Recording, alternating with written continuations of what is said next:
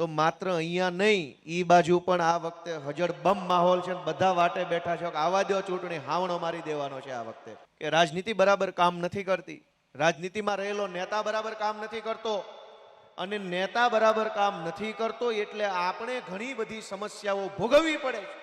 વિકાસ એટલે કોણ? તમે વિકાસ એટલે 5 વસ્તુ બતાવો. ભાઈ વેલંજામાં કે સુરતમાં તમે આ 30 વર્ષથી સરકાર છે તો આટલા સ્પોર્ટ કોમ્પ્લેક્સ બનાવ્યા, સાયન્સની આટલી સ્કૂલો બનાવી, ઇંગ્લિશ મીડિયમની આટલી સરકારી સ્કૂલો બની, આટલા દવાખાના નવા ખુલ્યા, આટલા સ્ટેડિયમ બન્યા.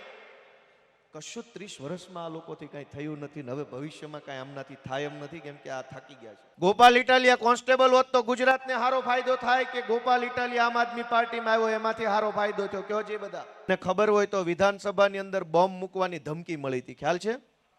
કોને કોને ખ્યાલ છે? હાથ ઊંચો કરો જી. વિધાનસભાની અંદર બોમ્બ મૂકી ગયું છે કોક, એવી ધમકી ભર્યો એક ઈમેલ મળ્યો. કોઈ દેશભક્તો નથી, દેશભક્ત અહીંયા બેઠેલા એક એક માણસ દેશભક્ત છે જે પરસેવો પાડીને કમાય છે ને દેશની સરકારને ટેક્સ આપે છે. અહીંયા દેશભક્તો બેઠા છે, અહીં કોઈ કટકી નથી કરતું. દેશભક્તો તો આ બેઠા અહીંયા, ત્યાં બધા કટકી ભક્તો છે. રાતના કાળા અંધારામાં 12 વાગે લિસ્ટ બહાર આવ્યું.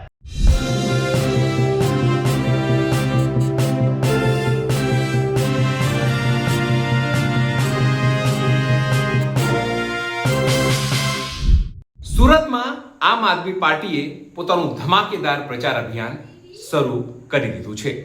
ખાસ કરીને રાત્રિ સભાઓમાં આમ આદમી પાર્ટીને વિશ્વાસ છે કે જે વાત તેઓ કરશે તે વાત સુરતની જનતા માનશે, અને એટલા માટે જ તમામ આગેવાનો અત્યારે આમ આદમી પાર્ટીના પ્રચાર અભિયાનમાં લાગ્યા છે, જેમાં ગોપાલ ઇટાલિયા તો છે જ, મનોજ સોરઠિયા અને તમામ આગેવાનો, તમામ જે ઉમેદવારો છે તે અત્યારે સંઘર્ષની વાત કરી રહ્યા છે, ભાજપને ઉખેડી ફેંકવાની વાત કરી રહ્યા છે.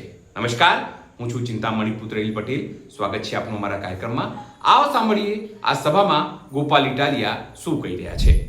હમણાં જ હજુ વિસાવદરની ચૂંટણી પૂરી થઈ અને એક જબરજસ્ત રાજકીય વંટોળ આખા ગુજરાતમાં ઊભો થયો. કરોડો લોકોએ એ આખી ચૂંટણી જોઈ, ચૂંટણી પ્રક્રિયા જોઈ, અમારી પાર્ટી અને એમની પાર્ટીનો કેમ્પેન જોયું, પરિણામ પણ જોયું. પરિણામ આવ્યા પછી હું પહેલી વખત વિધાનસભામાં ગયો તો ન્યા હું કર્યું એ પણ બધાએ જોયું, અને તરત જ આ સુરત મ્યુનિસિપલ કોર્પોરેશનની ચૂંટણી આવી છે. આજે અમે તમારી સમક્ષ કેટલાક વિચારો રજૂ કરવા માટે આવ્યા છે, બધા અમારા ઉમેદવારો અને આગેવાનો બધા ભેગા મળીને, કે શા માટે આ ચૂંટણીમાં આપણે આમ આદમી પાર્ટીને મત આપવાનો છે, અને આમ આદમી પાર્ટીને મત આપવાથી આ વિસ્તારમાં, સુરતમાં અને ગુજરાતમાં શું શું ફેરફાર આવવાના છે. ગયા વર્ષે બધાએ આમ આદમી પાર્ટીને મત આપ્યો અને સુરતમાં અમારા ગુજરાતના ઇતિહાસમાં પહેલીવાર 27 કોર્પોરેટર જીત્યા. થોડી ઘણી મુશ્કેલીઓનો તમારે અને અમારે બધાએ સામનો કરવો પડ્યો.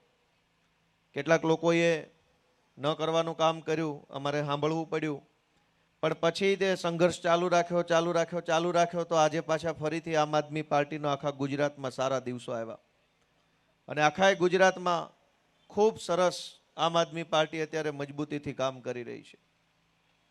પણ આ ચૂંટણીની અંદર સુરતમાં આપણે આમ આદમી પાર્ટી કેમ કે ગયા વખતે જ્યારે ખાલી આપણા વરાછા, કતારગામ, પૂણા, સરથાણા એ વિસ્તારમાં આમ આદમી પાર્ટી જીતી, અને એ પછી કોર્પોરેટરોએ આમ આદમી પાર્ટીના સંગઠનના સાથી મિત્રોએ જે કાંઈ કામ કર્યું એ કામની નોંધ ઉધનામાં, લિંબાયતમાં, ભાગળમાં, ચોક વિસ્તારમાં, અઠવામાં બધા જ લોકોએ 5 વર્ષ સુધી લીધી કે કંઈક થાય અને વરાછા વિસ્તારમાંથી અવાજ ઉઠાવવામાં આવે.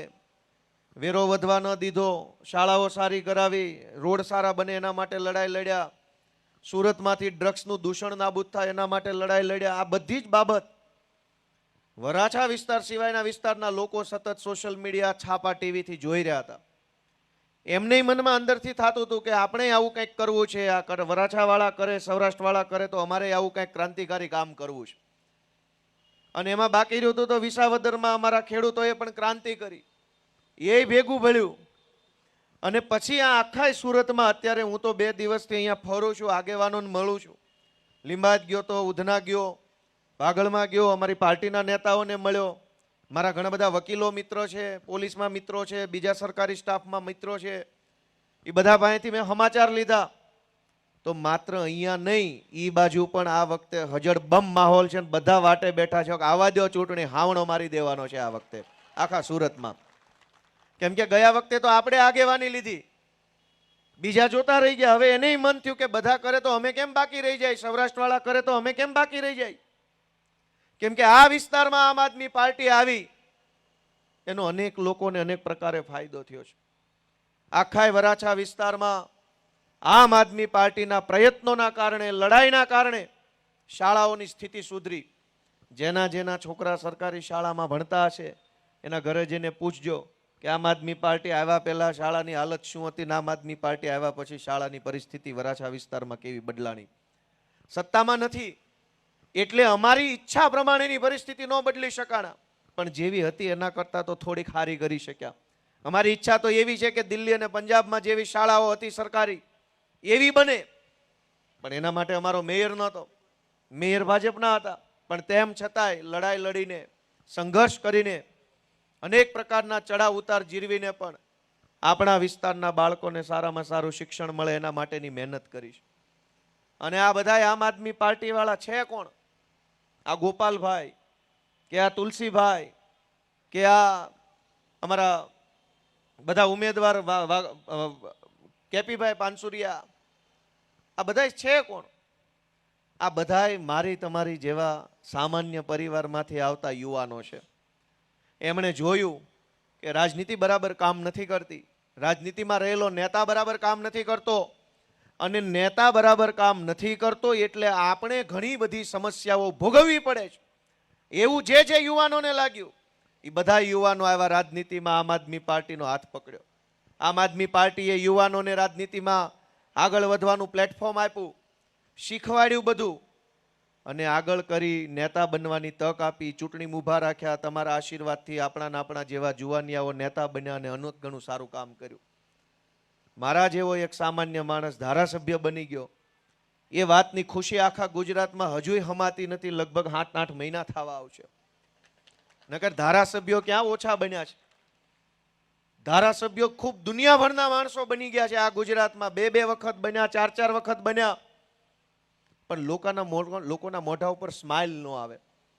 મને એ સૌભાગ્ય મળ્યું કે હું જીત્યો. એ વાતને હમણાં 7-8 મહિના થઈ જાય, પણ એવો ને એવો હરખ આખા ગુજરાતના મોઢા ઉપર દેખાઈ રહ્યો છે. ગોપાલભાઈ જીતી ગયો, આપણો છોકરો, આપણો ઘરનો માણસ જીતી ગયો. તો મારા તમારા જેવા સામાન્ય પરિવારમાંથી આવતા પરિવારના છોકરાઓ જે દિવસે ચૂંટણીઓમાં આવે, જે દિવસે ચૂંટણી જીતે, તેથી એવું સારું કામ કરે કે લોકોના ચહેરા પર ખુશી આવે. આપણે બધાએ વિચાર કરવો પડશે કે એક બાજુ આપણને એમ કહેવામાં આવે છે કે ભારતને વિશ્વગુરુ બનાવવું છે. ભાજપના માણસો વિશ્વગુરુનું ગાજર બતાવે છે રોજે રોજ. આપણો ભારત દેશ વિશ્વગુરુ બને તો એમાં સૌથી વધુ ખુશી આપણને જ થાય. પણ વિશ્વગુરુ કેવી રીતે બને જ્યારે સરકારી શાળા જ ન હોય? તો ગુરુ કેવી રીતે બનશે? શિક્ષક જ નથી, બાળક ભણવા ક્યાં જાય? એક તો આપણા ગામડાઓમાં અનેક ઘણી સમસ્યાઓ હતી. ન્યા શાળા નહીં ગામડામાં, ન્યા દવાખાના નહીં, ન્યા કમાણી કરવાની વ્યવસ્થા નહીં, ઉપરથી માથાભારે માણસોનો ગામડે ગામડે એવડો ત્રાસ. તો મજબૂરીમાં, લાચારીમાં સૌરાષ્ટ્રના અનેક ગામડાઓમાંથી આપણે કે આપણા બાપ દાદા અહીંયા સુરત આવ્યા. ન્યા સુવિધા નહોતી એટલે અહીંયા આવ્યા. અહીંયા ક્યાં વળી સુવિધાના મોટા મોટા પોટલા બંધાઈ દીધા ભાજપે. 30 વર્ષથી એમની સરકાર છે. જો ગામડામાં સુવિધા હોત તો અનેક પરિવારો આજે સુરતમાં એવા છે જે ગામડે જઈને શાંતિથી રહેતા હોત. અહીં કોઈને કાંઈ મળી નથી ગયું. અહીંયા આવીને લોનો લેવી પડી છે. અને અનેક લોકો એ લોન તો મકાન માટે લોન લે, દુકાન માટે લોન લે. એ તો હજુ એક વખત સમજ્યા કે ભાઈ કાંઈ વાંધો નહીં, ઘરનું મકાન તો થઈ ગયું, ભલે લેણું થયું. પણ પરિસ્થિતિ એ હદે ખરાબ થઈ છે કે ભણવા હાટું લોનો લેવી પડે છે. જેના છોકરા હોશિયાર હોય એને ભણાવવા હોય સાયન્સમાં, એન્જિનિયરિંગમાં, લોનો લેવી પડે છે, જમીનો ગીરવે મૂકવી પડે છે બિન અનામત નિગમમાં. તમે પરિસ્થિતિ વિચારો કે અવળો મોટો ભારત દેશ વિશ્વગુરુ બનવા તરફ આગળ વધી રહ્યા છે અને ભણાવવા હાટું લોનો લેવી પડે. દુનિયાના કયા દેશના બાળકોએ ભણવા માટે લોન લેવી પડે છે? અને લોનો આપણા છોકરાને ભણાવવા જ કેમ લેવી પડે છે? ભાજપના ધારાસભ્યો, મંત્રીઓ, કોર્પોરેટરો, વોર્ડ પ્રમુખ હોય તો નથી લોન લેવી પડતી. લોન ખાલી આપણે જ લેવી પડે છે. એમને માટે તો પૈસા પૈસા જ. હું તો તમને વિનંતી કરવા આવ્યો છું કે રાજનીતિ બદલવી પડશે. રાજનીતિ નહીં બદલાય ત્યાં સુધી આપણી પરિસ્થિતિ ક્યારેય બદલાવાની નથી. ચાહે ગમે એટલી પાર્ટીઓ આવી જાય, ગમે એટલા નેતાઓ આવી જાય, રાજનીતિ બદલવા માટેની જવાબદારી આપણે બધાએ સાથે મળીને લેવાની છે. અરવિંદ કેજરીવાલ દિલ્હીમાં સારામાં સારી સરકારી શાળા બનાવી શકે તો અહીં સુરતમાં શું ખૂટે છે? 10,000 કરોડ રૂપિયાનું બજેટ છે કોર્પોરેશનનું, 4 લાખ કરોડ રૂપિયાનું બજેટ છે ગુજરાતની સરકારનું. પૈસાની તો ક્યાંય તાણ છે નહીં, ખાલી નિયત ખોટી છે ને એટલા માટે કામ નથી થતું. બાકી પૈસા તો પૂરેપૂરા છે.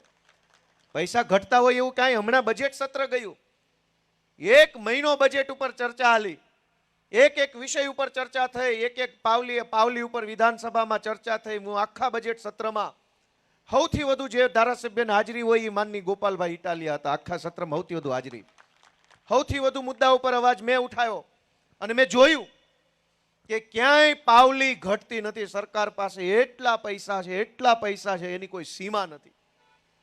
અને આટલા બધા પૈસા હોવા છતાંય આપણા વિસ્તારની વાત કરીએ તો શાળા નહીં, સારું દવાખાનું નહીં, ચારેય બાજુ ગુંડાઓ બેફામ છે, એક પોલીસ સ્ટેશન નહીં, અને હોય તોય કઈ કામનું નહીં. જ્યાં છે ન્યાય કઈ ઉકાળ લીધું નથી. આ તો અહીં નથી એટલે આપણને એમ લાગે કઈ નથી, હોય ત્યાં વળી હું ક્રાંતિ કરી નાખી છે જ ને. વરાછામાં, સરતાણામાં, પૂર્ણામાં, ઉધનામાં, લિંબાયતમાં બધાય પોલીસ સ્ટેશન. અહીં વેલંજામાં નથી એટલે આપણે એવું કહેવા થાય માઇક નથી. અને જ્યાં છે ત્યાં શું છે? ત્યાં હપ્તા લે છે. અહીં હપ્તો આખો દેવા જવું પડતું હોય, અહીં બનશે તો ઓલા નજીક થઈ જાય હપ્તાવાળા. તમે પરિસ્થિતિ વિચારો, તમે પરિસ્થિતિ વિચારો કે આ પરિસ્થિતિ ક્યારે બદલાશે અને કોણ બદલશે? અવડો મોટો વિસ્તાર ડેવલપ થયો. અહીંયા ગઈ ચૂંટણી પહેલા આ વિસ્તારને કોર્પોરેશનમાં સામેલ કર્યો. મને યાદ છે એ વખતે અમે સભામાં આવ્યા હતા. કઠોદરા ને એ બાજુના ગામડાઓ જે છે એનો વિરોધ હતો કે અમારે કોર્પોરેશનમાં નથી જવું. આ બાજુ સભાઓ ઘણી બધી સોસાયટીમાં થઈ હતી. આ વિસ્તાર કોર્પોરેશનમાં સામેલ કર્યો, એનો ફાયદો શું થયો આ વિસ્તારને? કોઈ 5 મુદ્દા ભાજપ વાળા ગણાવે? અહીં 5 મુદ્દા તો કોક એમ કે ભાઈ આ ગામડું હતું એમાંથી કોર્પોરેશનમાં ભળ્યા હતા, 5 મુદ્દાનો ફાયદો થયો. તમે વિચાર કરો કે અનેક સોસાયટીઓ બની, એમાં ગટર નથી, વેરો પૂરેપૂરો લઈ જવાનો, શહેરોનો વેરો, અને સુવિધા ગામડા જેવી. તો પછી ગામ જ રહેવા દો ને ભાઈ. હું કામ અમને શહેરનો ખાલી સિક્કો મારીને વૈયા જાવ છું? સુવિધા શહેર જેવી ન થાય, સિક્કો શહેરનો હું કામ? ગામનો સિક્કો રહેવા દો. પણ ધરાહાર ન માને, ચૂંટણીમાં એના મતદાનમાં જે કાંઈ કાવા દાવા કરવા હોય એ માટે થઈને શહેરમાં બેળવું. મારે તમને બધાને બહુ ટૂંકી વિનંતી એટલી કરવાની છે કે અમે બધા, અમારી આખી આમ આદમી પાર્ટીની ટીમ ગુજરાતની સામાન્ય જનતાનો લડાઈ લડી રહી છે. અમારી ઉપર ખૂબ અત્યાચાર જુલમ થયા, અમે ડરતા નથી. FIR, જેલ, પાસા, ગુજસી ટોક, આ ટોક, તે ટોક, કાંઈ વાંધો નહીં ભાઈ. સરકાર બદલાશે ત્યારે બધું અમે જોઈ લેશું વ્યવસ્થિત રીતે. પણ અત્યારે આ સંઘર્ષ કોના માટે છે? મારી પોતાની ઉપર એટલા બધા FIR, વોરંટ નીકળી જાય, ફોરંટ નીકળી જાય, પોલીસ આવે ને ઘરે આવે ને ડેલી આવે ને, કાંઈ વાંધો નહીં. પણ આ બધું કોના માટે? ગોપાલભાઈ ઇટાલિયા માટે કે ગુજરાતની જનતા માટે? એ તમારે વિચારવાનું છે. તમારું મને એમ કે આ છોકરાઓ જે લડે છે ને ગુજરાતની જનતા માટે લડે છે, તો તમારા મનનો અવાજ સાંભળીને હાવણાનું બટન આ વખતે દબાવજો, એ વિનંતી મારે તમને કરવાની. એ લોકો બધાય આવશે. એમની 30 વર્ષથી સરકાર છે. ચૂંટણીમાં એમનું સૂત્ર જુઓ કે મારો મત વિકાસને.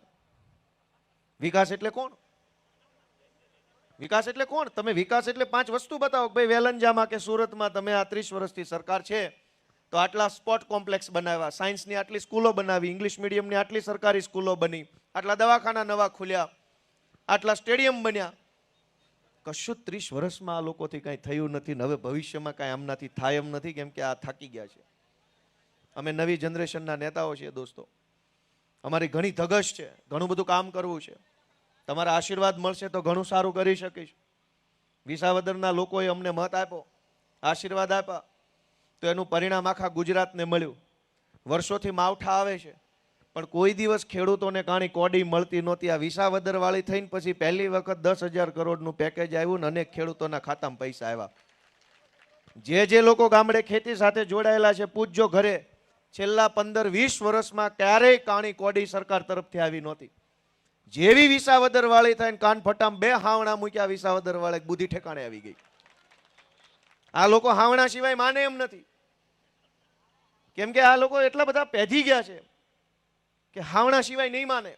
અને એટલે નિશાને એવું જ રાખ્યું કે વ્યવસ્થિત માને. 2 હાવણા મૂકો એટલે ઠેકાણે. અને તમારે એ જવાબદારી સંભાળવાની છે. મિત્રો, બહુ ચિંતાજનક માહોલ છે.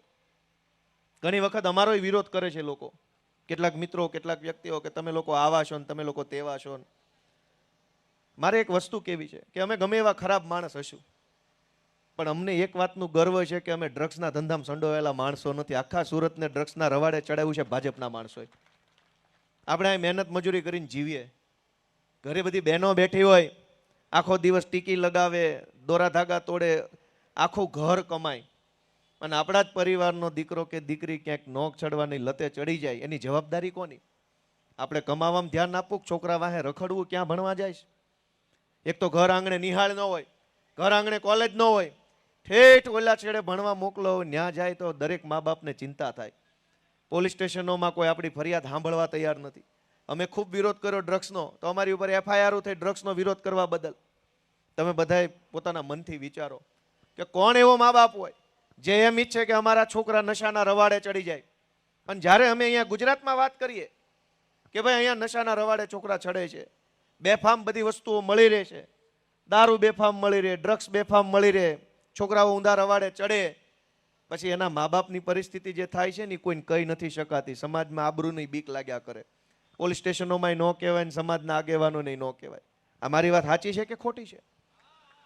તો આવડી મોટી સરકાર કામમાં શું આવે?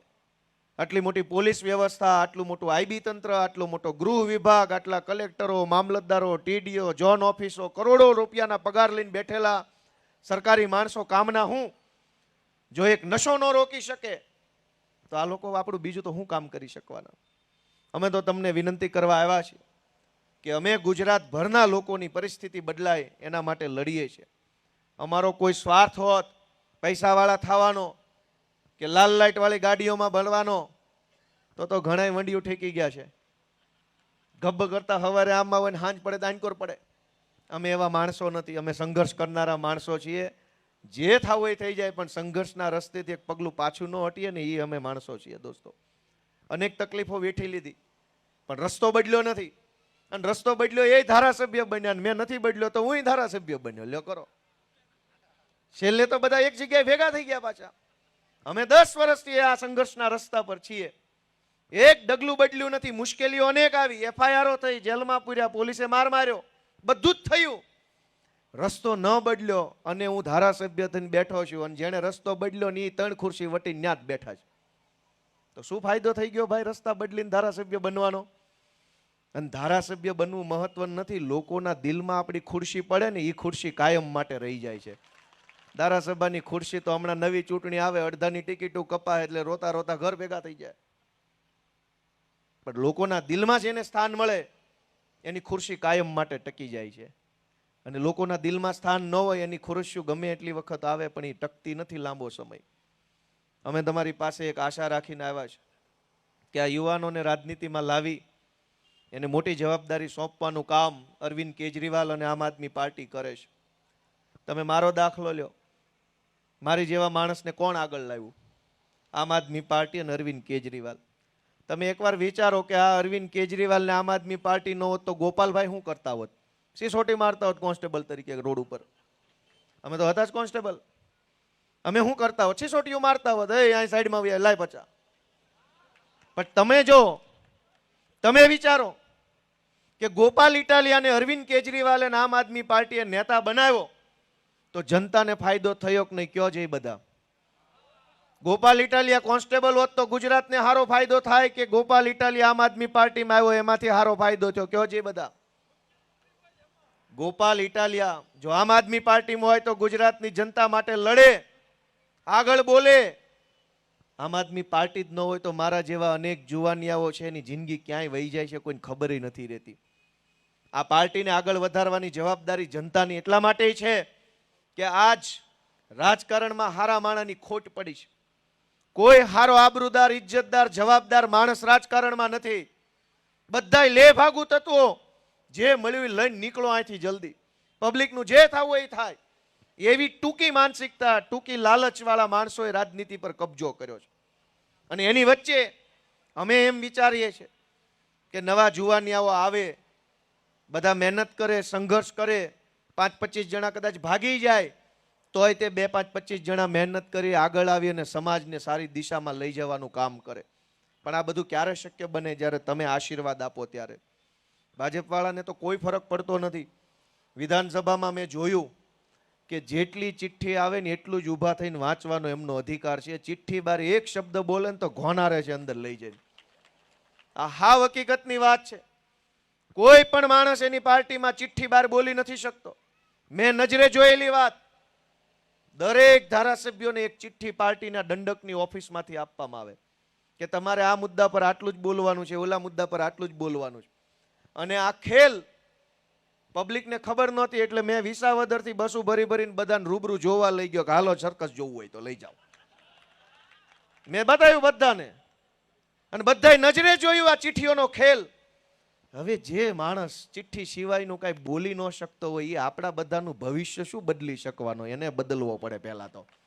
આપણું ભવિષ્ય એવા નેતા થોડા બદલી શકે જે પોતાની જાતથી કાંઈ બોલી ન શકે. અને એ નહીં. અને તમે જોવો આ સરકાર કેવી હાલે છે.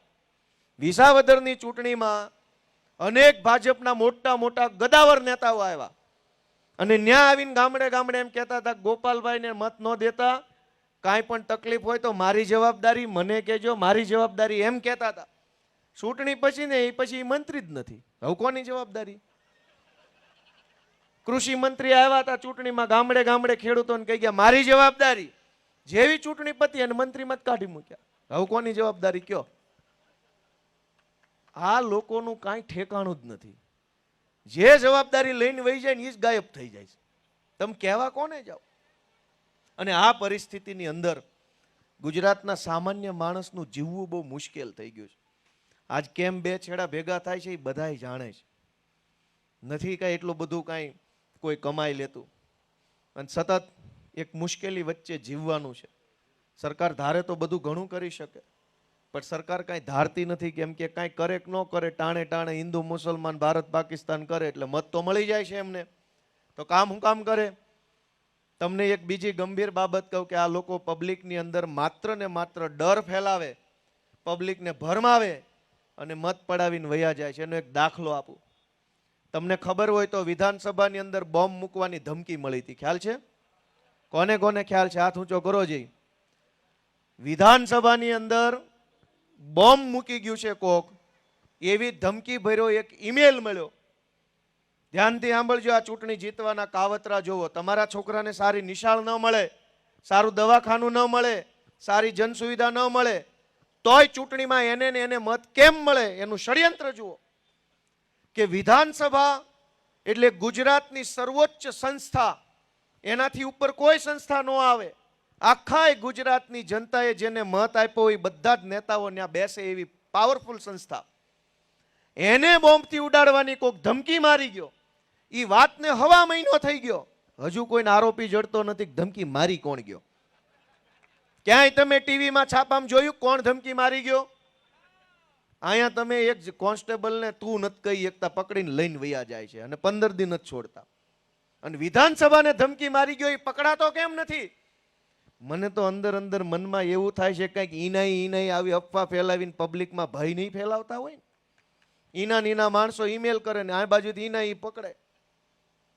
તમે મને એવો જવાબ આપો કે વિધાનસભાને કોઈ માણસ ધમકી મારી જાય તો એ માણસ એરેસ્ટ થવો જોઈએ કે ન થવો જોઈએ?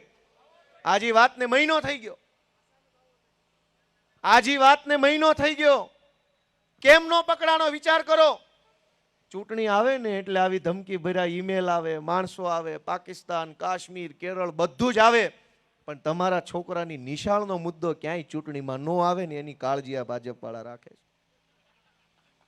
તમે વિચાર કરો કે દોસ્તો આ રાજનીતિ બદલવા માટેની અમારી લડાઈ છે અને એમાં તમારા આશીર્વાદ વગર શક્ય નહીં બને. કતાર ગામમાં ઊભો રહ્યો, મને મત ન દીધા તો હું હારી ગયો, પણ હિંમત ન હાર્યો અને ગુજરાતની જનતા માટે સતત લડતો રહ્યો તો એનું પરિણામ પાછું વિસાવદરના અમારા આગેવાનોએ આપ્યું. હું તમને એટલી જ વિનંતી કરું છું કે તમે કદાચ મત નહીં દો તો બહુ તો શું થાય, અમે હારી જાવ, પણ અમે હારી જાવું તો જનતાનો મુદ્દો કોણ ઉઠાવશે એક વખત વિચાર કરો. બીજેપી સાંભળવા તૈયાર નથી કોઈ મુદ્દો, ત્યાં કોઈ વાત નથી રજૂ કરી શકાતી. અને તમે જુઓ કે આ સુરતનું એ તો એમ કે છે કે ભાઈ આ બહુ બધી દેશભક્તોની પાર્ટી છે અને દેશ સેવા કરવા માટે બધા ભાજપમાં જોડાણા છે, પણ સુરત કોર્પોરેશનના ઉમેદવારોનું લિસ્ટ રાતે 12 વાગે બહાર પાડ્યું.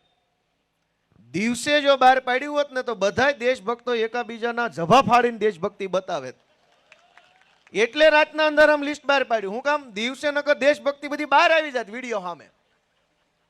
કેમ કે દેશની સેવા કરવા હાટું ત્યાં હરીફાઈ લાગી છે, તું નહીં હું કરીશ સેવા, અને ધોકા ઉડે એવો માહોલ છે દેશભક્તિ માટે.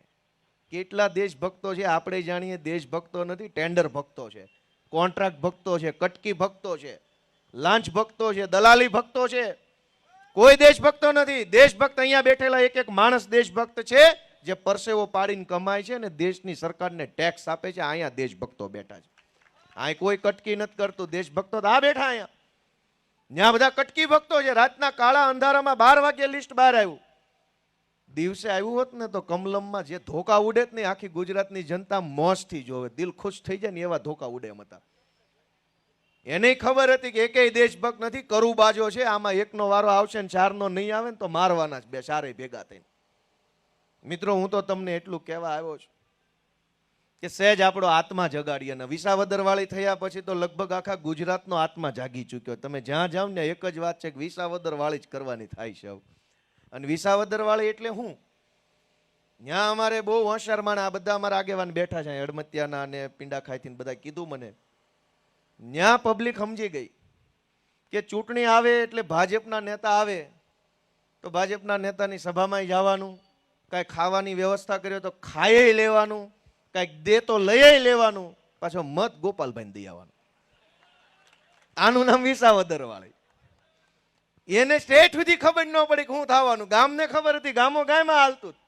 ભાજપની સભામાં ઓહો માણે માણા, જમવાનું ખાઓ પીઓ ને એશ કરો ને મત તો કે ગોપાલભાઈ લ્યો. એવા ભાંભરોટા બોલાવે ગયા કે અહીંયા કોઈ દી ખર્ચો ન કરાય. કેમ કે દર ચૂંટણી આ લોકો આપણને શું સમજે છે, આપણી બધાની શું, આપણી કિંમત શું? ભજીયા ગાંઠિયા, હારો ગધેડો લેવા જાવ ને તો 35,000 નો આવે ગધેડો, માણા 500 રૂપિયામાં મળી જાય. તમે પૂછો, ભાવ પૂછો, ગધેડો કેટલા ના આવે, ગમે એને પૂછો, આપણે કાંઈ કામ નથી, ખાલી ગધેડો વેચાતો લેવો કેટલા ના આવે. અને ભાજપ વાળા આપણી શું કિંમત કરે કે જ્યારે ચૂંટણી આવે એટલે પૈસાની વાતો કરે, પૈસા લઈ લે, કેટલા થાય તારા. એટલે અમે ગધેડા કરતા સસ્તા થઈ ગયા માણસો. એટલે એને હવે વિસાવદર વાળીની જરૂર છે. કાંઈ નહીં, આવ્યો છો ને લાવ તારો ગધેડો કરીને પાછો ન મોકલું કેજે.